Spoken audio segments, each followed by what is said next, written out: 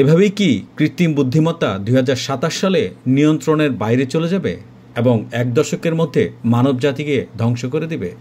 হয়তোবা না। আজকের ভিডিও এআই নিয়ে নয়। Is palpable as protesters march against OpenBrain. আজকের ভিডিও কয়েক সেকেন্ডে কেঁপে ওঠা পুরো বাংলাদেশের ভূমিকম্পের কিছু তথ্য নিয়ে।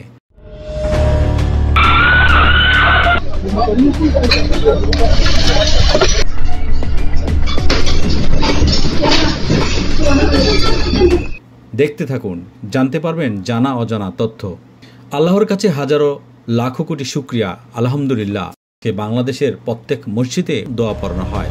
কি ঘটেছিল ভূমিকম্পে?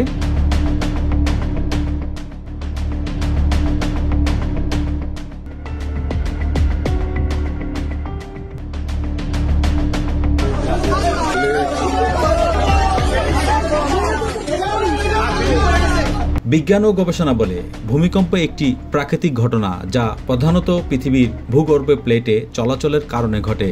এর কিছু মূল কারণ হল টেকটনিক প্লেটের গতিবিধি, অভ্যন্তরীণ চাপ, মানবসৃষ্ট কারণে, টেম্পারেচার ও চাপের পরিবর্তন।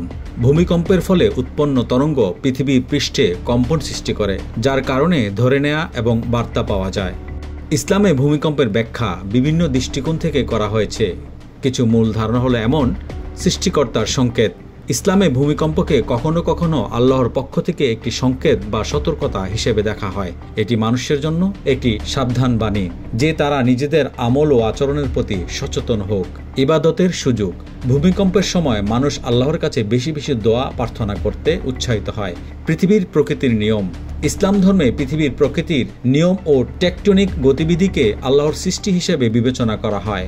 আল্লাহর সৃষ্টি করেছেন যা মানব জীবনের জন্য এটি শিক্ষা। জন্ম মৃত্যুর অংশ। তথ্যমতে ভূমিকম্পের মতো ঘটনাসমূহ ক্লান্তিজনক ও কঠিন হলেও এগুলো মানব জীবনের অংশ। আল্লাহর ইচ্ছায় কোনো কারণে এমন ঘটনা ঘটে যা মানুষের ধৈর্য ও বিশ্বাসকে পরীক্ষা করে।